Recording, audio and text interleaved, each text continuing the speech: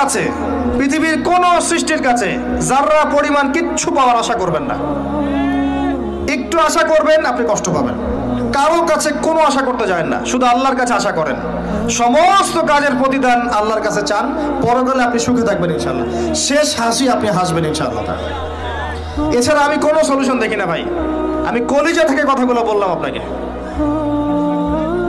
আর যে কথা কলিজা থেকে বের হয় সেই কথা আপনার কলিজার মধ্যে আঘাত করবে ইনশাআল্লাহ। সব কাজ শুধু আল্লাহর জন্য করেন, কেউ আপনার আপন না। আল্লাহ ছাড়া কেউ আপনার আপন নয়। আপনি ভুল করবেন যদি আপনি অন্য কাউকে আপন মনে করেন। আপনার পলিটিক্যাল লিডার, আপনার প্রশাসনের স্যার, আপনার পরিবারের স্ত্রী, আপনার সন্তান, হাবি হাবি যা যা আছে, যদি মনে করেন আমার আপনজন, আপনি ভুল করবেন। সবাই সবার স্বার্থ চেনে, সবাই সবার স্বার্থ চেনে। শুধু আল্লাহ আপনাকে নিঃস্বার্থভাবে ভালোবাসেন, আল্লাহ পাক স্বার্থ চান না। সারাটা জীবন পাপ করে থাকলেও একটা বার দাঁড়িয়ে খালি বলেন আল্লাহ আস্তাগফিরুল্লাহ ওয়া আতুবু ইলাইহি, মন থেকে বলেন আল্লাহ আমি ভুল করেছি, আল্লাহ আমাকে মাফ করে দাও। এক মুহূর্তের মধ্যে আল্লাহ পাক আপনার সমস্ত গুনাহগুলোকে নেকিতে পরিবর্তন করে দিবেন ইনশাআল্লাহ। আল্লাহ ছাড়া কেউ নাই আপন। আল্লাহর জন্য খালেস করে ফেলেন নিজেকে, তার দ্বীনের জন্য চেষ্টা করেন। তার দিন আজকে অবহেলিত, তার দিন আজকে অপদস্থ। সারা বিশ্বের বুকে আজকে মুসলিমরা নির্যাতিত, নিপীড়িত। দিনকে এগিয়ে নেওয়ার জন্য কিছু করেন। আপনার ক্ষুদ্র ক্ষুদ্র প্রচেষ্টা ইনশাআল্লাহ আগামী দিন ইসলামের বড় বিজয় নিয়ে আসবে। দিনের জন্য খালাস করে ফেলেন নিজেকে।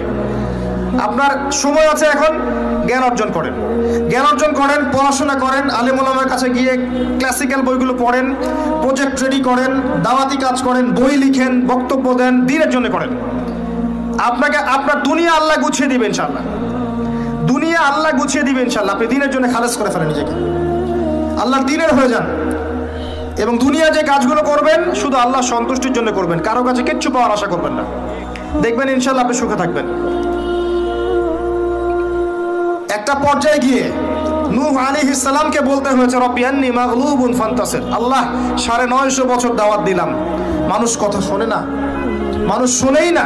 950 বছর দাওয়াত দিলাম, আল্লাহ আমার পরিবারের লোকও কথা শোনে না। আল্লাহ আমি পরাজিত, তুমি আমাকে সাহায্য করো।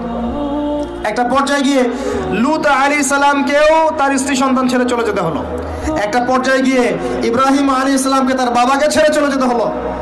একটা পর্যায়ে গিয়ে আসহাবুল কাহফকে সমাজ থেকে চলে যেতে হলো দূরে।